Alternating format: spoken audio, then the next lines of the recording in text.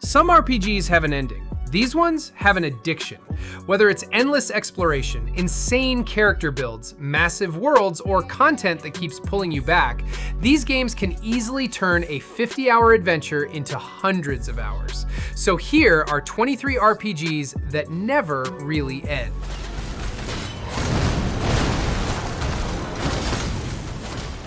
Baldur's Gate 3 is one of those RPGs where finishing the story almost feels like the beginning of the problem.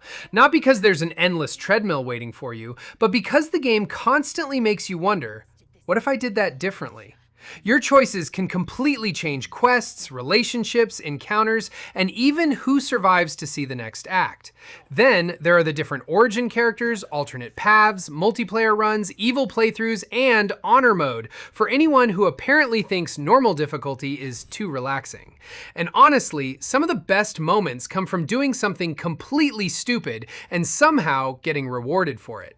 Patch 8 added even more replay value with 12 new subclasses, photo mode, crossplay, and official mod support.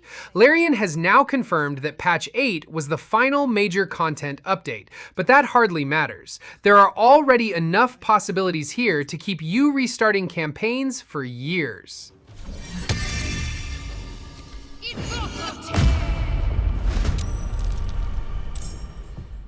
Monster Hunter World is basically a game designed around the sentence, okay, one more hunt.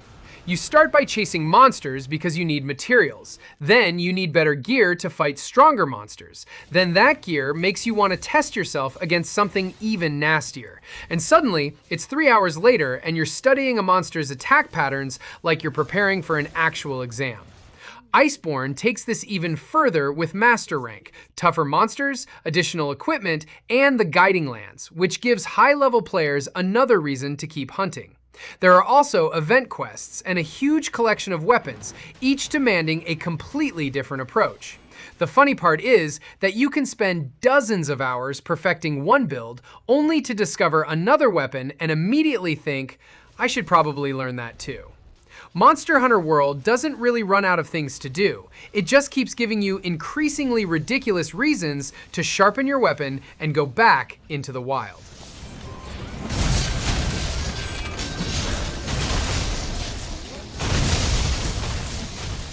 Divinity Original Sin 2 is the kind of RPG where the developers seem to have looked at the usual rules and said, yeah, let's just let players break those. You can approach situations through combat, dialogue, environmental tricks, elemental combinations, or sometimes by doing something so bizarre that it somehow works. The game features 6 origin characters with their own stories, multiple races, more than 200 skills across 12 skill schools, and an enormous amount of freedom in how you build your party. And then there's multiplayer for up to 4 players, which is where things can get wonderfully chaotic. Everyone has their own ideas, nobody agrees on the plan, and somehow the elf has started a fire. Again. Replayability comes naturally because changing your characters, companions, decisions, and approach can produce surprisingly different experiences. The Definitive Edition also added thousands of changes based on player and critic feedback, making an already huge RPG even harder to put down.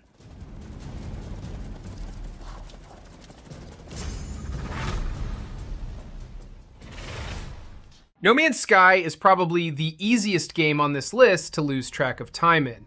You can start with a simple goal like upgrading your ship, and before you know it, you're building a massive base, collecting resources, exploring strange planets, hunting for better technology, managing a freighter, or flying around just to see what ridiculous creature the game generates next.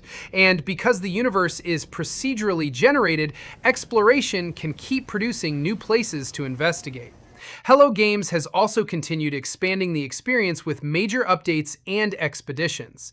Expeditions introduce fresh challenges, randomized starting equipment, shared objectives, and exclusive rewards, while completed expedition saves can continue afterward as normal saves.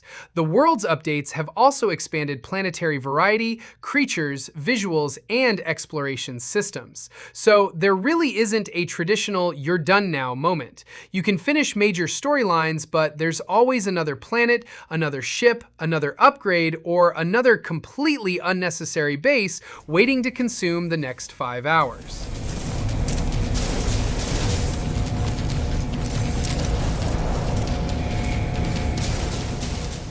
Path of Exile is the RPG equivalent of opening a simple spreadsheet and accidentally discovering an entire second career. The main campaign is only the beginning, because the real rabbit hole is the end game. Once you reach the Atlas, you start running maps, improving your character, chasing better equipment, taking on increasingly dangerous bosses, and figuring out exactly how many complicated systems you can manage before your brain gives up. And then there are the challenge leagues, which periodically give players a fresh economy and a reason to build another character from scratch. That reset is a huge part of the appeal. You might spend weeks perfecting one character, then a new league arrives, and suddenly you're watching build guides at 2 in the morning because you've convinced yourself this next character will be the perfect one. Path of Exile has continually expanded its endgame through systems like the Atlas, pinnacle bosses, league mechanics, and countless build possibilities. There's always another build to test and another number to make go up.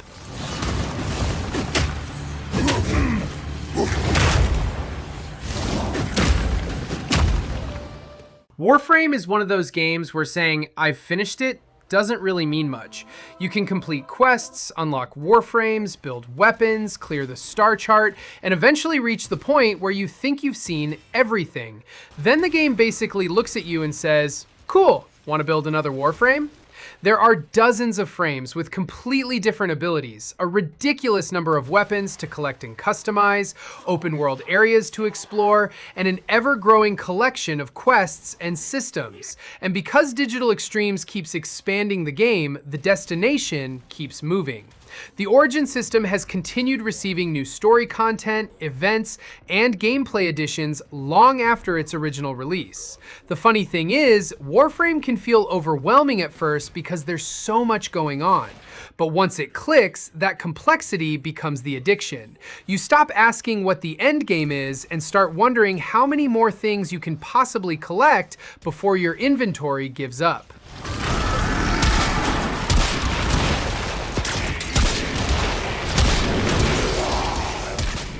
XCOM 2 has a simple way of making you care deeply about soldiers who technically don't exist. You give someone a nickname, customize their armor, watch them survive several ridiculous missions, and suddenly, losing them feels personal. Then the aliens show up and ruin your afternoon.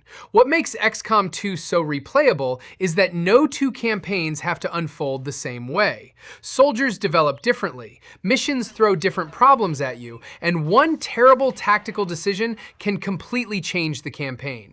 War of the Chosen makes this even more substantial, adding new soldier classes, factions, enemies, missions, and systems designed around campaign variety. The sitrep system can also add different modifiers to missions, while additional campaign options let you adjust length and difficulty. And honestly, that unpredictability is the secret sauce. You don't replay XCOM 2 because you forgot the story. You replay it because you want to see whether this time you can actually keep everyone alive. Spoiler, you probably can't.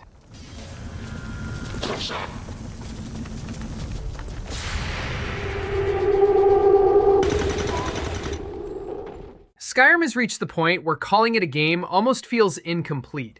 It's more like a hobby that keeps getting passed down through generations. You can spend hours following the main quest, completely ignore it, become a thief, join the Dark Brotherhood, build a house, hunt dragons, collect ridiculous amounts of loot, or wander into a random cave and forget what you were supposed to be doing in the first place. And then there's the modding scene. Bethesda itself says community-made content has been expanding Skyrim for more than a dozen years, with players creating everything from graphical improvements to new quests and storylines. The Anniversary Edition adds even more official content, including quests, dungeons, bosses, weapons, and spells. That's why Skyrim never really ends. Even if you've exhausted the vanilla game, you can completely change the experience and start again. At this point, Skyrim isn't asking whether you'll replay it, it's asking which version of Skyrim you're going to replay next.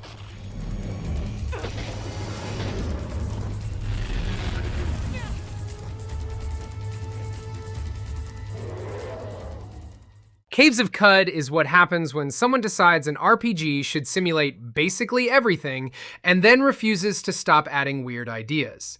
This is a science fantasy roguelike where you can create characters with mutations, cybernetics, and wildly different abilities, then throw them into a world filled with procedural history, factions, strange creatures, and completely unpredictable situations.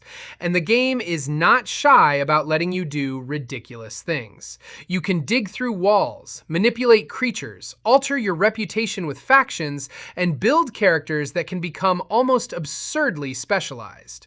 The world itself changes between playthroughs, with procedural generation affecting locations, histories, and other details.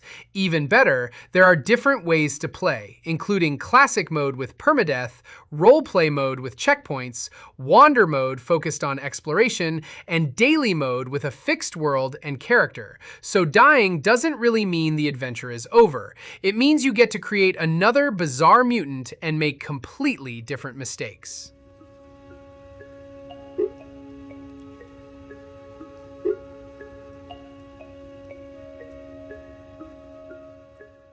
Xenoblade Chronicles X Definitive Edition is the kind of RPG where the main story is almost just your excuse to properly explore Mira. The planet is enormous, packed with different environments, giant creatures, resources, hidden areas, and enough distractions to make simply following the objective feel like you're doing something wrong. Then you get your Skell, and suddenly the entire world changes. These customizable machines can travel across the landscape, transform for faster movement, and eventually gain the ability to fly.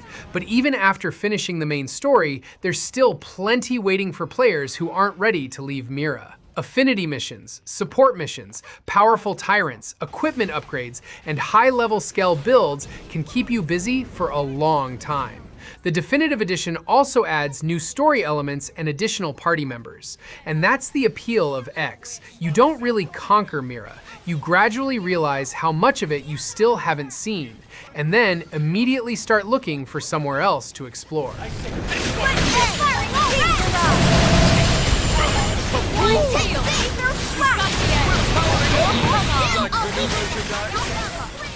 Kenshi is the RPG equivalent of being thrown into the desert with absolutely no explanation and being told, good luck. There's no heroic introduction, no prophecy telling you that you're special, and no convenient NPC waiting to hand you a legendary sword. In fact, the game openly lets you become a traitor, thief, farmer, rebel, warlord, or, if things go badly, somebody's lunch. The entire world is built around that freedom. You can recruit a squad, train everyone from weak survivors into capable fighters, build a fortified base, research technology, craft equipment, support factions, oppose them, or completely ignore the political mess and just try to survive. And because the world keeps moving independently of you, there's no neat finish line telling you that the adventure is over. Your original character might eventually become powerful, but then you start thinking about building an empire, training a ridiculous squad, or conquering somewhere you absolutely shouldn't. Kenshi doesn't really give you an ending. It gives you a sandbox and waits to see what kind of disaster you create.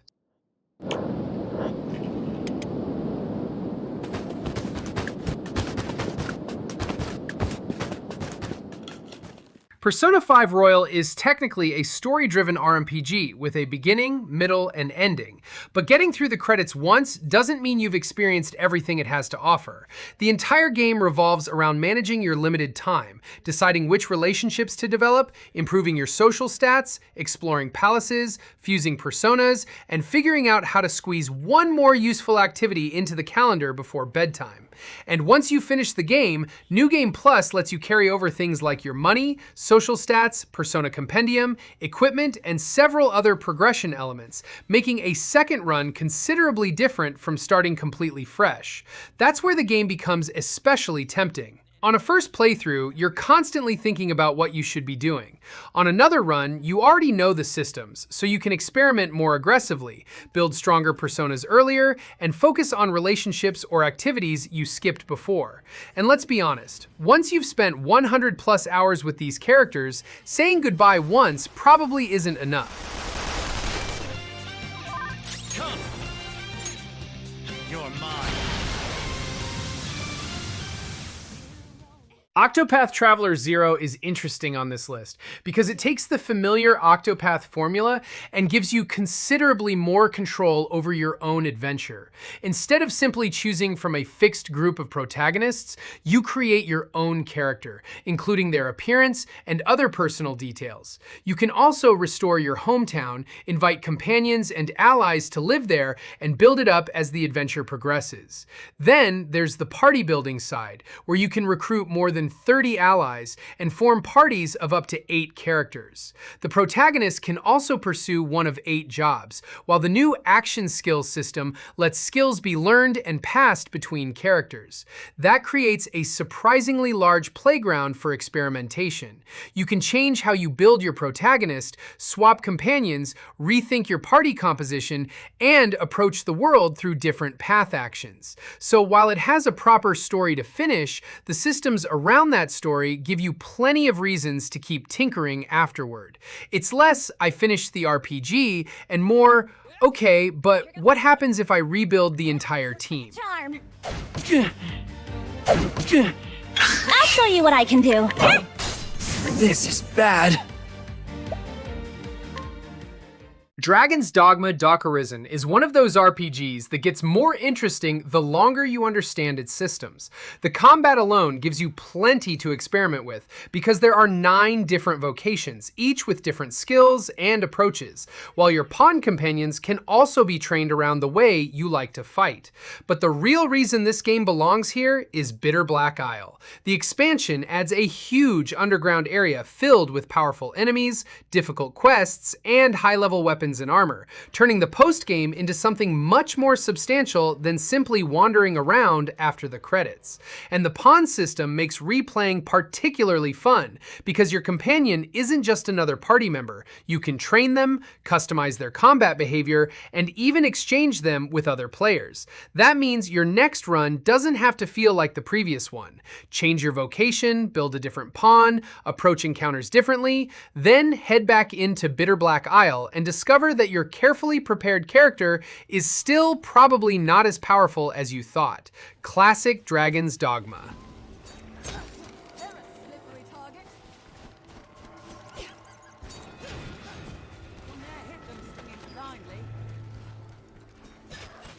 Siralim Ultimate doesn't even try to hide what it's doing. This is an RPG built around the idea that you can keep progressing long after most games would have rolled the credits and politely asked you to leave. The numbers get ridiculous very quickly. More than 1,200 creatures, 40 plus specializations, fusion mechanics, randomized dungeons, and a huge collection of systems built around creating increasingly specialized teams. And this isn't really about finding one perfect party and calling it a day. The fun comes from constantly asking whether you can make something even more broken. Change your creatures, experiment with traits, build around a completely different specialization. Find combinations that turn an ordinary team into something absurdly powerful. Then do it again, because apparently the first 500 hours weren't enough. The developers describe the game around endless progression and strategic depth, and that really is the point. Siralim Ultimate isn't designed around reaching some glorious final destination. It's designed around giving you another system to understand, another creature to collect, and another ridiculous build to obsess over.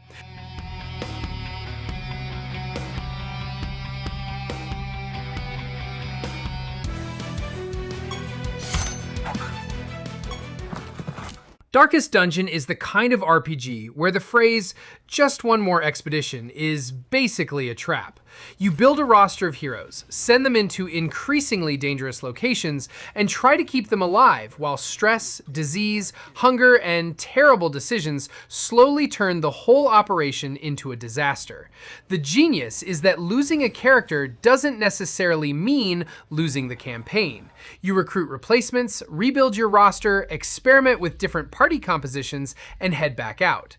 Each hero has different quirks, classes, skills, and afflictions, so your approach can change dramatically from one run to another. Then there are the DLC expansions, including the Crimson Court and the Color of Madness, which add additional threats and systems to an already punishing game.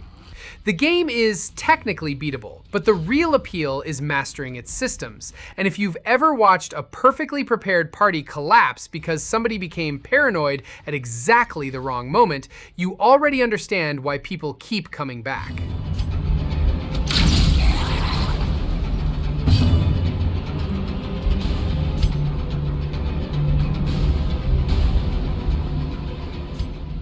Dragon Age Inquisition can easily turn into one of those games where you stop following the main story because you became emotionally invested in fixing everybody else's problems. The main campaign is substantial, but Thedas is packed with side quests, companion stories, regions to explore, collectibles, crafting, operations, and optional battles. Your Inquisition also grows through the War Table, where you send agents on missions and make decisions that can affect how your organization develops. Then there are the companions, who can react differently depending on your choices, giving you another reason to approach a second playthrough differently. The Trespasser expansion is particularly important because it acts as an epilogue to the main story and explores the consequences of what happened. And that is where Inquisition becomes difficult to leave behind. You can play a completely different Inquisitor, choose different romances, make different political decisions, and bring different companions into the spotlight. You finish one journey through Thedas and immediately start wondering how badly you could mess things up on the next one.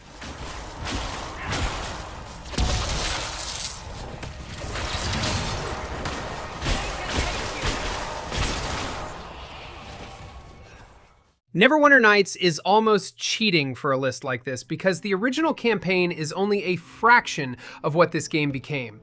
Built around Dungeons and Dragons, it came with a powerful Aurora toolset that allowed players to create their own adventures, campaigns, locations, characters, and entire worlds. And that opened the door to an enormous amount of user-created content. The Enhanced Edition continues to support community content through the Neverwinter Vault, while Beamdog has also continued supporting the game with updates and new features. Then you have the official expansions, Shadows of Undrentide, Hordes of the Underdark, and Kingmaker, alongside countless modules created by the community. That's why Neverwinter Nights doesn't really have an expiration date. You can finish the official campaigns and still have years of adventures ahead of you. And unlike many modern RPGs, you aren't only replaying the same content with a different character. Players have been creating entirely new adventures for the game. At this point, calling Neverwinter Nights a single RPG feels a little unfair. It's basically an RPG creation platform disguised as one.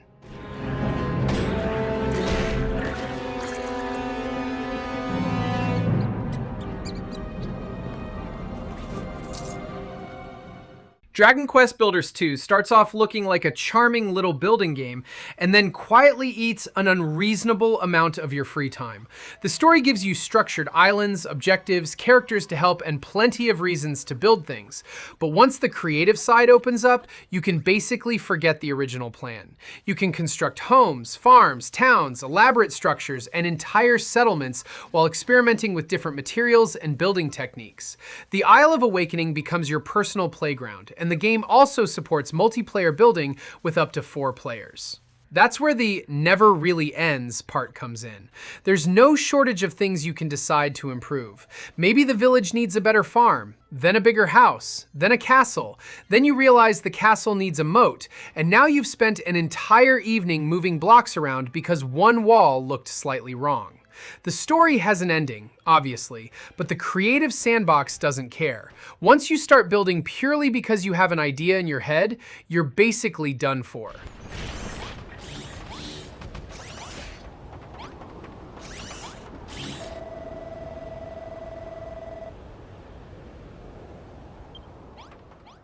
Pathfinder Wrath of the Righteous is the kind of RPG where finishing one campaign can actually make you realize how much of the game you never touched. The first big reason is character building. There are numerous classes, archetypes, feats, spells, mythic paths, companions, and multi-class combinations, meaning you can approach a second playthrough in a completely different way. Then, the mythic paths take things even further, with choices such as Angel, Demon, Lich, Azada, Trickster, and others, fundamentally changing parts of your character and campaign. Your decisions can also alter quests, companions, locations, and the overall direction of the story. So a second playthrough isn't simply the same game again. You're potentially seeing different content because you made different choices from the start. And then there are the difficulty settings, including options designed specifically for players who want to turn an already complicated RPG into a personal endurance test. Wrath of the Righteous is massive, complicated, and occasionally overwhelming, but that's exactly why it keeps pulling you back. There is always another build, another mythic path, or another questionable decision waiting to be tested.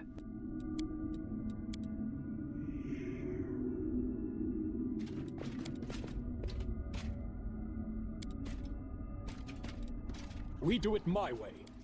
Final Fantasy XIV doesn't really have an ending in the traditional RPG sense, because the game itself keeps moving forward.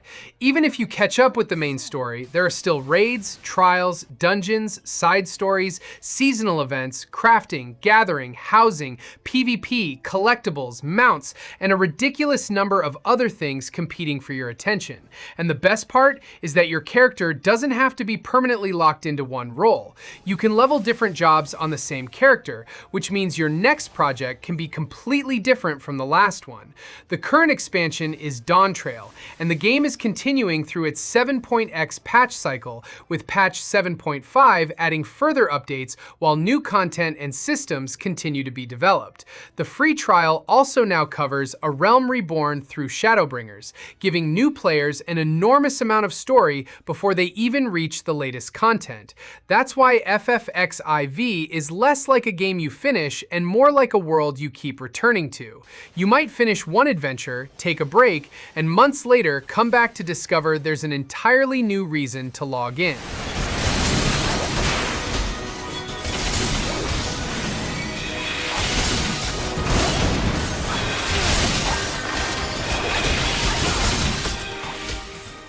Fallout 4 has a funny habit of making you forget that you're supposed to be looking for your son.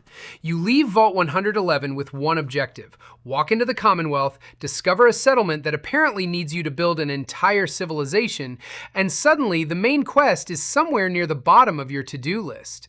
That's because Fallout 4 gives you an enormous amount of freedom outside its main story. You can explore, collect legendary weapons, modify gear, customize power armor, travel with companions, join competing factions, and build settlements across the wasteland. Bethesda currently lists 6 official add-ons, including Far Harbor and Nuka World, along with more than 150 pieces of Creation Club content in the Anniversary Edition. And the modding scene adds another layer entirely, with Bethesda continuing to highlight new community-made adventures and gameplay additions. So even after you've finished one version of the story, you can start another character, make completely different faction choices, build a settlement that actually looks good for once, or install enough new content to make the Commonwealth feel like a different game.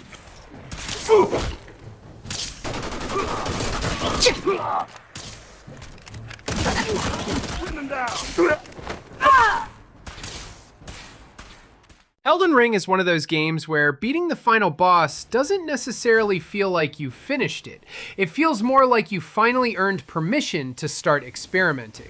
The Lands Between is packed with optional bosses, hidden areas, weapons, spells, NPC quest lines, and entire sections that you can completely miss on a first playthrough. Then there's the sheer variety of builds. You can go from a heavy strength character swinging enormous weapons to a spellcaster, bleed build, faith-focused warrior, or something completely ridiculous that you found by accident. And if you've still somehow seen everything, there's New Game Plus, where you can take your character and equipment into another journey while approaching the world differently. The Shadow of the Erdtree expansion adds another huge region with its own bosses, weapons, quests, and challenges. The result is an RPG where finishing the story is almost beside the point. There's always another build to test, another dungeon you somehow missed, or another boss waiting to remind you that you aren't nearly as good at this game as you thought.